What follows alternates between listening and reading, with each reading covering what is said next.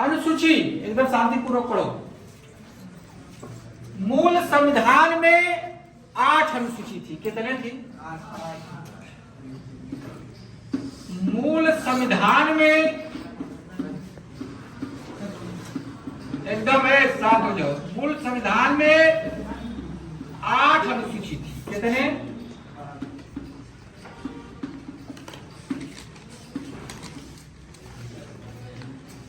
जब संविधान चालू हुआ था तो उस समय कितनी अनुसूची थी? 8। वर्तमान में 12 अनुसूची है। वर्तमान में 12 अनुसूचियां हैं।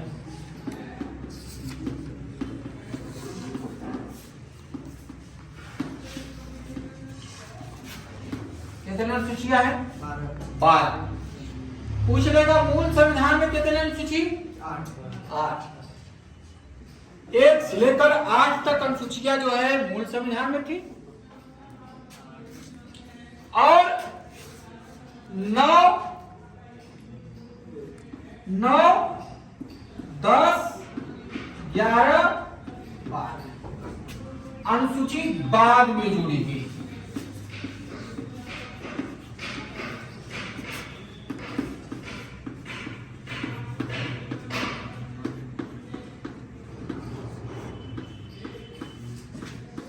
तो वर्तमान में कितने हो गए?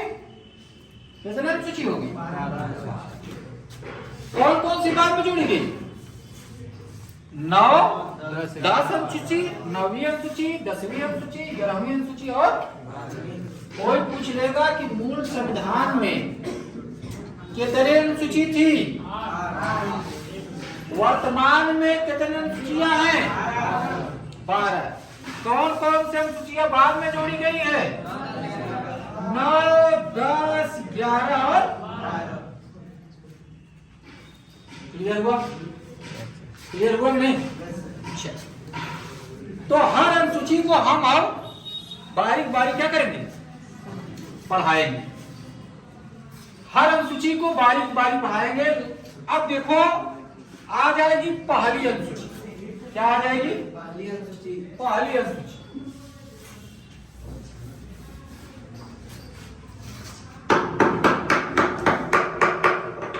पहली अनुसूची।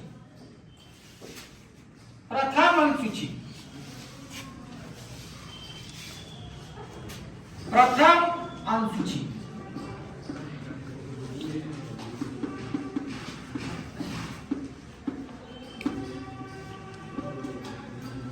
प्रथम अनुसूची केंद्र और राज्य की राज्य क्षेत्र बताता है। संघ और राज्य क्षेत्र।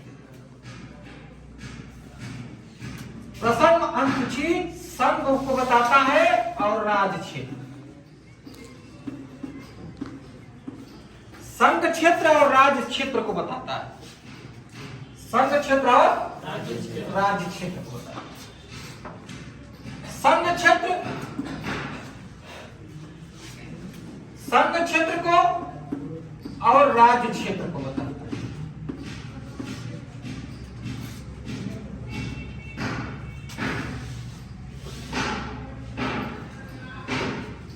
और इस समय राज्य कितने हैं?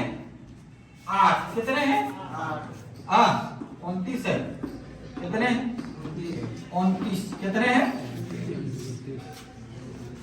केंद्र शासित प्रदेश कितने हैं? 8। कितने? 8। कितने? 8। क्या 28 राज्य 8 केंद्र शासित प्रदेश है? 28 राज्य। कितना है? 28 राज्य है। 29 नहीं, इसीलिए पूछे कितने राज्य हैं? 28। 28 राज्य और 8 केंद्र शासित प्रदेश। चलो इतना तो क्लियर है। 28 राज्य, इसीलिए हमने बोला 29 लिखा कि 28 राज्य तुम सबको मालूम है कि नहीं। 28 राज्य और 8 केंद्र शासित। कोई दिक्कत यहाँ पर नहीं ना? तो पहली अनुसूची में क्या दर्शाता है? संघ राज्य क्षेत्र। संघ क्षेत्र और राज्य क्षेत्र। कितने संघ क्षेत्र है? केंद्र शासित केंद्र शासित प्रदेश। केंद्र शासित प्रदेश कितने हैं? 8। राज्य कितने हैं? कोई दिक्कत यहां तक? दूसरी जो अनुसूची बताता है, लिखो दूसरी अनुसूची। एक पहला हो गया, दूसरी यहां लिखो, दूसरी अनुसूची।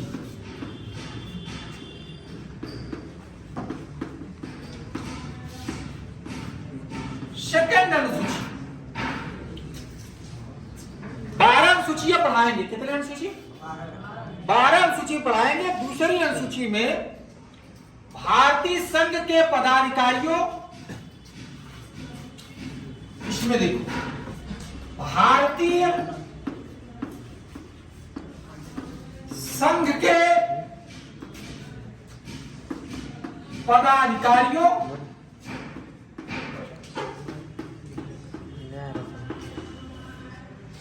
के क्या क्या, भारतीय संघ के पदाधिकारियों के क्या क्या थे? पेंशन, वेतन, पेंशन, वेतन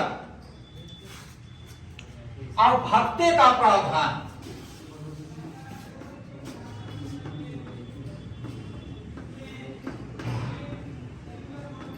पेंशन जो मिलता है भारतीय संघ के पदाधिकारियों को, जो पेंशन मिलता है रिटायरमेंट होने पर, जो वेतन मिलता है नौकरी के दौरान, और जो नौकरी के दौरान भत्ते मिलता है, टीए डीए जो भी होता है वो मिलता है, उसका प्रावधान दूसरी अनुसूची में कौन से, जैसे राष्ट्रपति, कौन से संघ के पदाधिकारी, संघ के जो पदाधिकारी हैं कौन कौन है, संघ के कौन कौन पदाधिकारी, संघ के जो पदाधिकारी हैं कौन कौन, लिखो लिखो। राष्ट्रपति, राष्ट्रपति के वेतन भत्ते, राष्ट्रपति के वेतन भत्ते और पेंशन, रिटायर होने वाले प्रावधान। राज्यों के राज्यपालों का वेतन भत्ते, राज्यों के राज्यपालों का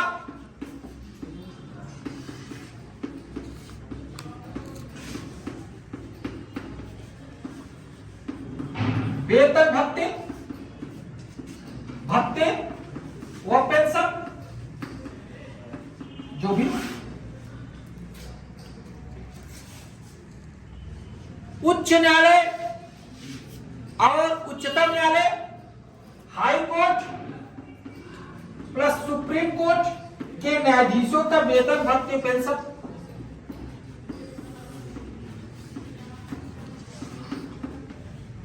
न्यायाधीशों के वेतन भत्ते और जितने राज्यपाल हैं, भारत के जो राष्ट्रपति है उनका वेतन भत्ते का प्रावधान किसमें किया गया है, किस अनुसूची में? राज्यों के राज्यपालों का वेतन भत्ते किस अनुसूची में? हाई कोर्ट और सुप्रीम कोर्ट के न्यायाधीशों का वेतन भत्ते और पेंशन किस अनुसूची में? दूसरी अनुसूची, दूसरी अनुसूची में। लोकसभा के अध्यक्ष और उपाध्यक्ष, लोकसभा के अध्यक्ष, लोकसभा के अध्यक्ष प्लस उपाध्यक्ष के वेतन भत्ते,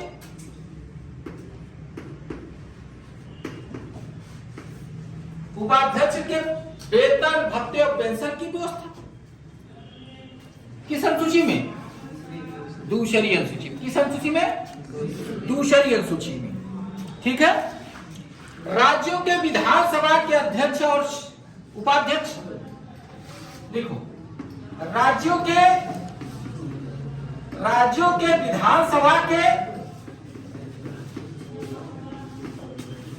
विधानसभा के अध्यक्ष प्लस उपाध्यक्ष का वेतन भत्ते पेंशन का प्रावधान दूसरी अनुसूची में, का प्रावधान किस अनुसूची में, दूसरी अनुसूची में। कोई दिक्कत किसी को यहां तक? हाँ? अब ये प्रश्न कैसे पूछता है, देखो कैसे तुम सबको मान लो प्रश्न पूछ लिया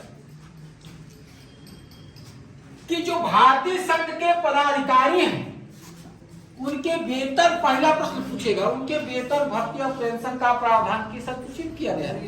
बोलो, दूसरी अनुसूची।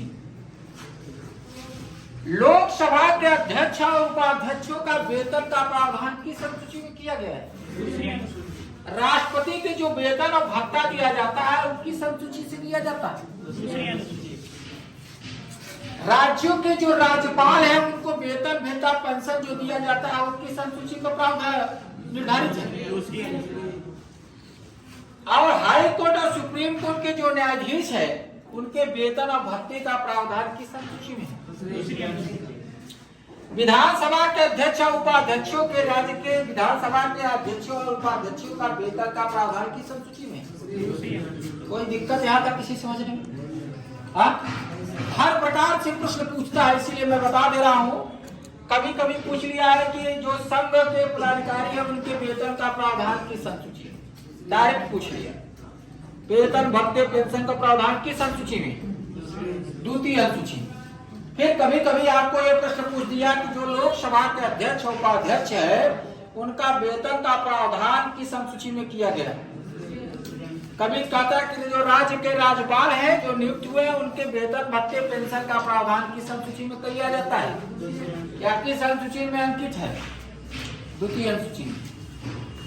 फिर देख लेगा कि पूछ लिया कि हाई कोर्ट और सुप्रीम कोर्ट के न्यायाधीशों का वेतन और भत्ते और पेंशन का प्रावधान किस अनुसूची में अंकित है? दूसरी। कोई दिक्कत यहाँ तक किसी समझते नहीं ना? रट जाएगा, रटना चाहिए। ये सब छोटी छोटी बातें हैं जो रटना। तीसरी अनुसूची। आगे बढ़े, आगे बढ़े। चल, धन्यवाद। आगे बढ़ते चलो, सीखते चलो। तो ब्लैक बोर्ड क्या ग्रीन बोर्ड हो गया भाई, ब्लैक बोर्ड साइड तो क्या हो गया, हम सब ग्रीन बोर्ड में आ गए हैं। इसको थोड़ा सा दूसरा ले लेना बेटा। तीसरी अनुसूची। तीसरी अनुसूची में इन सभी के जो पदाधिकारी हैं इनके शपथ और प्रतिज्ञा, मतलब संघ के पदाधिकारियों का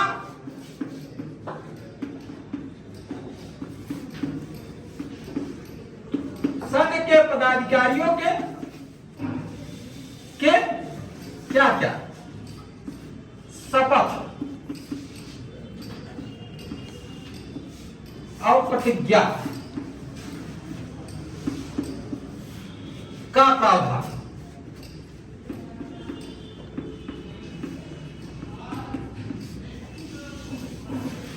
शपथ और प्रतिज्ञा का किसके किसके?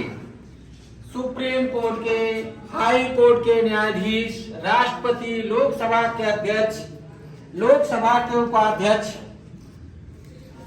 राज्यों की विधानसभा के अध्यक्ष उपाध्यक्ष और राज्यों के राज्यपालों का जो शपथ लेते हैं, मैं भारतीय संविधान का जो शपथ लेते हैं काम करने का, जब ज्वाइन करते तो शपथ लेते हैं ना जी। हाँ, तो वो जो शपथ लेते हैं उसका प्रावधान कहाँ है? जो शपथ और प्रतिज्ञा लेते हैं उस प्रावधान कहाँ है? तीसरी अनुसूची। क्लियर कर लेना, दूसरी अनुसूची में वेतन भत्ते पेंशन का प्रावधान है इन सभी का, और तीसरी अनुसूची में जो शपथ लेते हैं, मैं भारत के नागरिक होते हुए मैं शपथ और प्रतिज्ञा लेते हुए कर्तव्यनिष्ठ से जो है पालन करके मैं क्या करूंगा? संविधान का पालन करूंगा। जो भी लेते हैं शपथ, ये कहा किसमें लेते हैं? देखते हो ना कि जब लोकसभा के अध्यक्ष जाते हैं, जब ज्वाइन करते हैं, राष्ट्रपति जब द्रौपदी मुर्मू है इस समय, जब ज्वाइन करती थी तो शपथ लेंगे नहीं? हाँ, कि मैं प्रतिज्ञा शपथ ले रही हूँ मैं कर्तव्य निष्ठा संविधान के तहत पालन करके लूंगा। तो कौन कहाँ लेते हैं सब, कहाँ ज्वाइन करने से पहले शपथ लेते, प्रतिज्ञा लेते। तो किसमें कभी कंफ्यूज न होना। दूसरी अनुसूची में इन सब का वेतन और भत्ते का प्रावधान किया गया है, तीसरी अनुसूची में इनकी शपथ का प्रावधान किया गया। क्लियर रहेगा। शपथ प्रतिज्ञा का प्रावधान किस अनुसूची में, तीसरी। वेतन भत्ता पेंशन का प्रावधान दूसरी।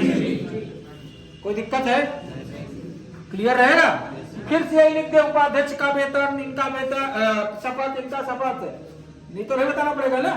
इन सभी के जो शपथ लेते हैं लोकसभा के अध्यक्ष उपाध्यक्ष, राज्यों के विधानसभा के अध्यक्ष उपाध्यक्ष, राष्ट्रपति, राज्यों के राज्यपाल, हाई कोर्ट के न्यायाधीश, सुप्रीम कोर्ट के न्यायाधीश, जो शपथ और प्रतिज्ञा लेते हैं वो किस अनुसूची में प्रावधानित है, तीसरी अनुसूची। कोई दिक्कत।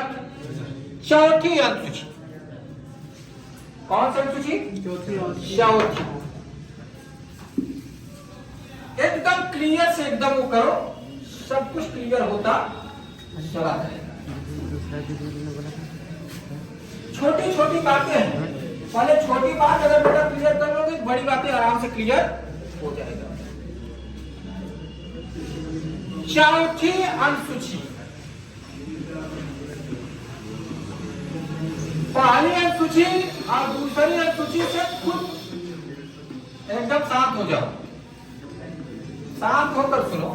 काहे ऐसा कर रहे, पहली अनुसूची और दूसरी अनुसूची से खूब प्रश्न पूछता है, प्रतिज्ञा तीसरी में, चौथी से थोड़ा कम प्रश्न पूछता है, लेकिन जानकारी रहना जरूरी, जानकारी रहना जरूरी है। लिखो, राज्यसभा में स्थानों का आवंटन, राज्यों में, ऐसे लिखो, राज्यों में या राज्यसभा में स्थानों का आवंटन, राज्यसभा में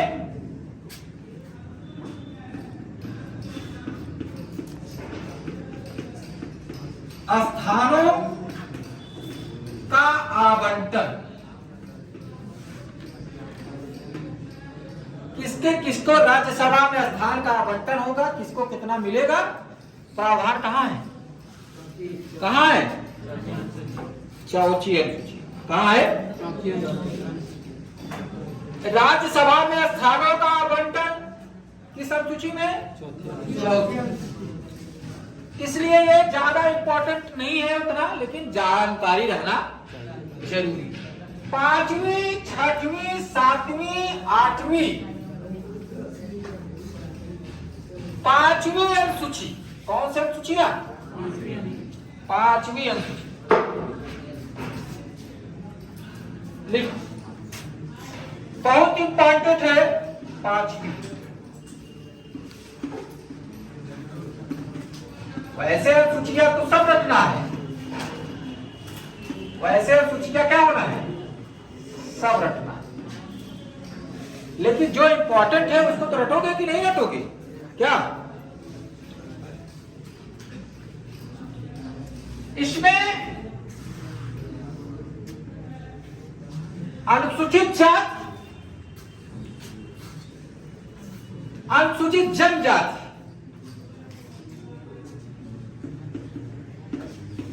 अनुसूचित जाति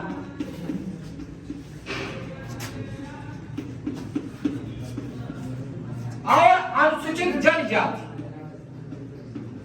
एकदम शांत रहो जी।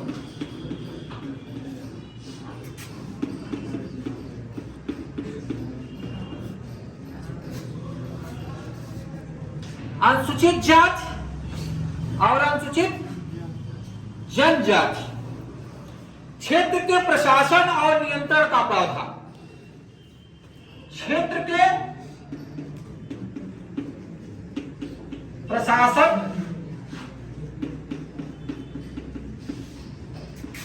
व नियंत्रण का प्रावधान,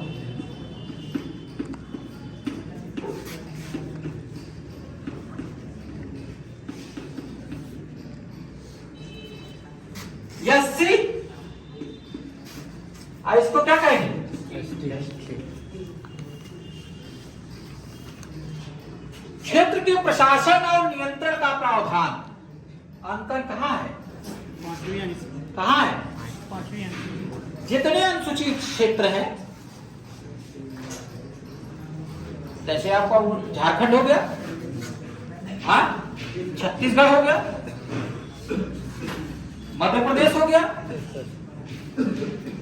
जितने अनुसूचित जनजाति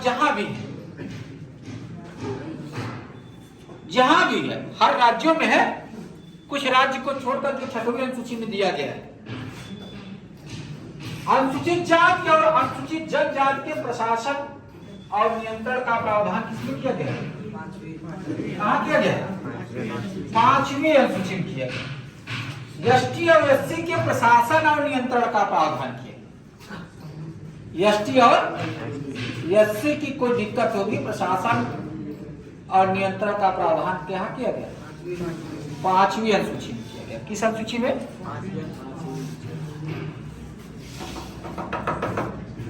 लेकिन ये तो 5वीं अनुसूची सब में है, लेकिन कुछ क्षेत्र को छोड़ जो केवल 6वीं अनुसूची में आती है। किसमें आती है? 6वीं अनुसूची में। दोनों साथ साथ में कर दे रहे हैं तो तुमको मालूम हो जाएगा। क्या हो जाएगा? दोनों साथ साथ में कर दे रहे हैं, नहीं? 6वीं अब सही रहेगा। 6वीं अनुसूची में 5 देखो कितने लोगों प्रशासन की बंद किया अलग से।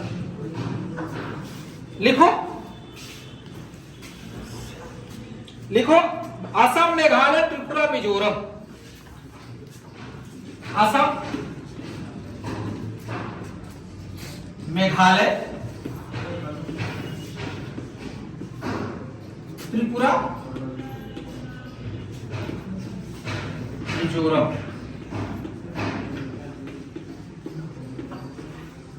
चार राज्यों का प्रशासन का प्रबंध किस अनुसूची में किया गया है? बहुत प्रश्न पूछता है, किसमें किया गया है?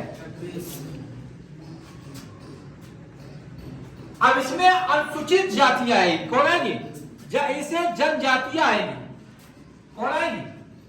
जनजातियां आएगी। कौन आएगी?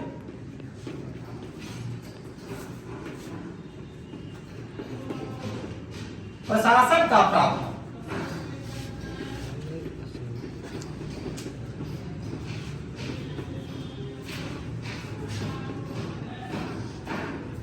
उपबंधित किसमें? इसमें देखो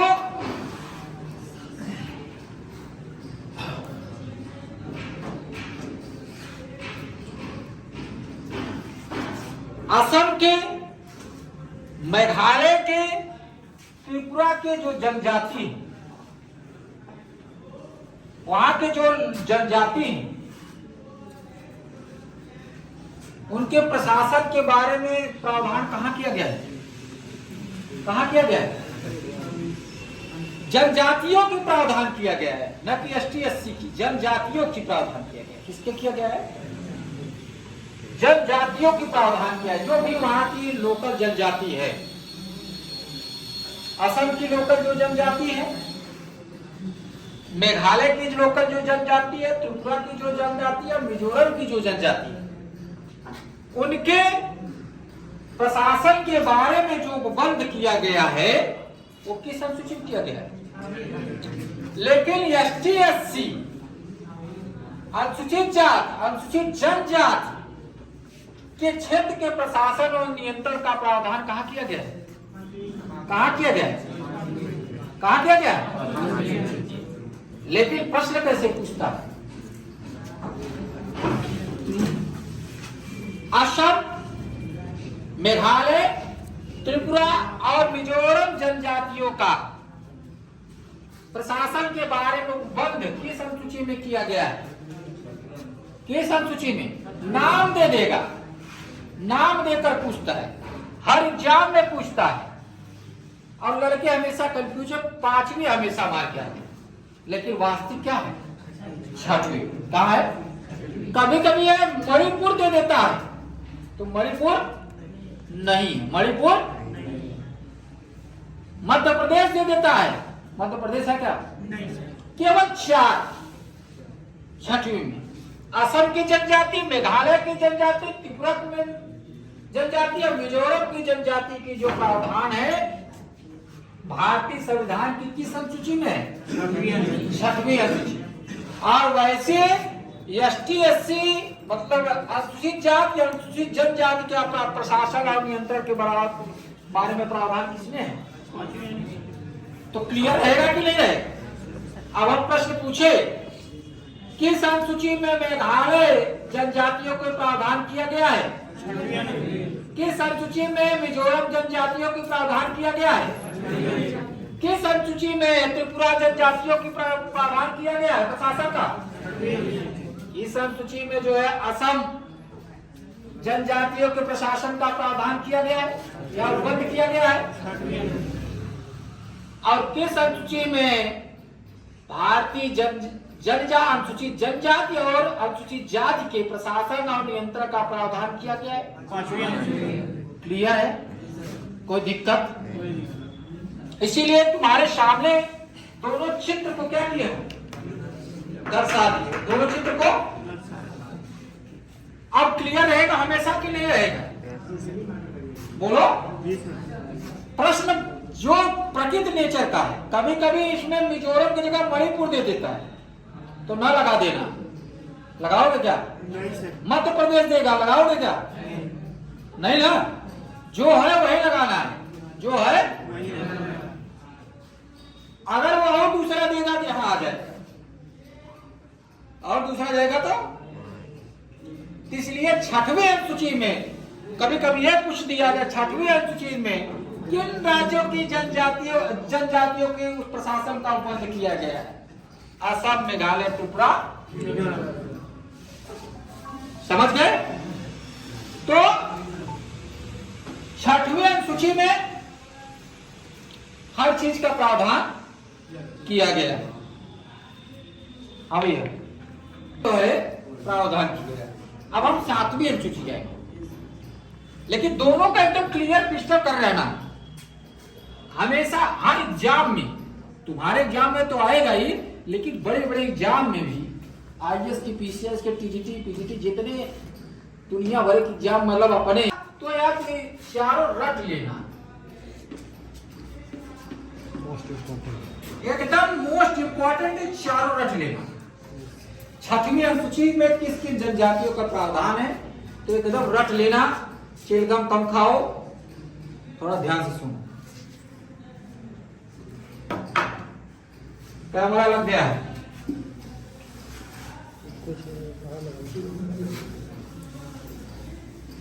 और अब 7वीं अनुसूची आएंगे। क्या आएंगे?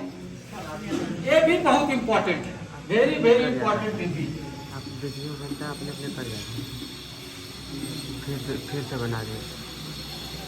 7वीं अनुसूची मतलब वीडियो बनते हो 7वीं अनुसूची सब वीडियो करने जानता है। 7वीं अनुसूची बहुत इंपॉर्टेंट है। 7वीं अनुसूची में केंद्र राज्य शक्तियों का विभाजन किया गया है। केंद्र और राज्य के शक्तियों का क्या किया गया है? विभाजन किया गया। केंद्र की शक्तियों का और राज्य की शक्तियों का विभाजन किया गया। शक्तियों का विभाजन किया गया।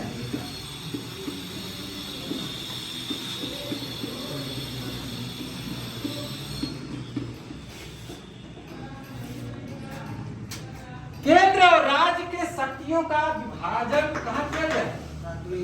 7वीं अनुसूची में। कहां किया गया है? 7वीं अनुसूची विभाजन किया। ठीक है? केंद्र और राज्य के बीच शक्तियों का विभाजन किया गया। कौन राज्य की दिशा है, कौन केंद्र का? ठीक है? और इसमें 3 चीजें दिया गया: संघ सूची, राज्य सूची और समवर्ती सूची। इसमें 3 चीजें दिया गया है, इसमें 3 चीजें दिया गया है। संघ सूची,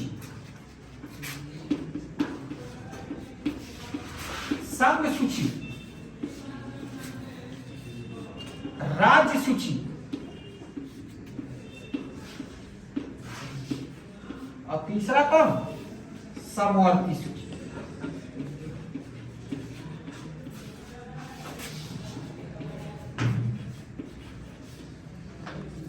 यह पूछता, कभी कभी प्रश्न पूछ लिया केंद्र और राज्य के बीच शक्तियों का विभाजन किस सूची में, लेकिन ये जरूर पूछता है कि संघ सूची, राज्य सूची और समवर्ती सूची का प्रावधान किस अनुसूची में? सातवीं अनुसूची में। किसमें है? संघ सूची में केवल संघ ही, केंद्र ही कानून बनाएगा। कौन बनाएगा? केंद्र। राज्य सूची में राज्य और समवर्ती सूची में दोनों, केंद्र और राज्य दोनों आएंगे विषय। यहां केंद्र और राज्य दोनों विषय आएंगे। यहां केवल राज्य आएगा, राज्य विषय आएगा, यहां केंद्र विषय आएगा। कौन भी आएगा?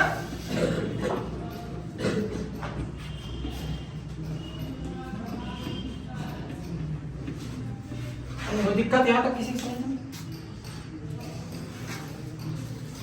संघ सूची में केंद्र विषय आएगा, राज्य सूची में राज्य विषय आएगा और समवर्ती सूची में दोनों आएंगे, केंद्र और राज्य दोनों आएंगे, संघ और राज्य दोनों आएंगे। कोई दिक्कत यहां तक किसी को?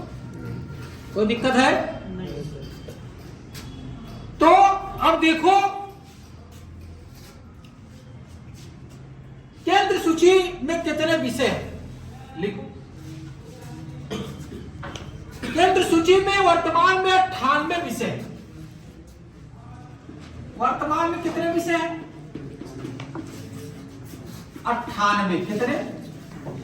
98 विषय। लिखो। केंद्र सूची में वर्तमान में कितने विषय हैं? 98। कितने हैं? और पहले कितने थे? 97। पहले कितने थे? 97। पहले कितने थे? 97। कितने थे? 97। अब वर्तमान में कितने हो गए? पूछेगा, वर्तमान में पूछेगा केंद्र सूची में कितने विषय हैं? कितने? 98 विषय, जिसमें केंद्र कानून बना सकते हैं। राज्य सूची में कितने विषय हैं वर्तमान में? वर्तमान में लिखो, राज्य सूची में कितने विषय हैं? लिखो 59। कितने हैं? 59। कितने हैं? 59 है। अब पहले कितना था? 66। कितने? 66। कितने? पहले कितना था? 66। और समवर्ती सूची लिखो। समवर्ती सूची में वर्तमान में 57 है, यानी 52। सॉरी, समवर्ती सूची में वर्तमान में 52 है। कितना है वर्तमान में? कितना है? 52। पहले 47 था। पहले कितना था? 47।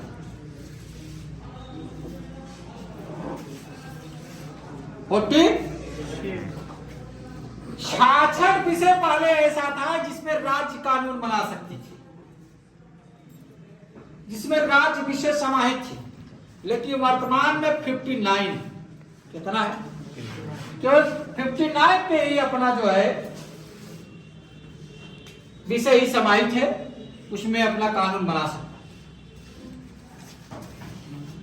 राज्य पहले केंद्र में 97 था, वर्तमान कितना 98 और जिसमें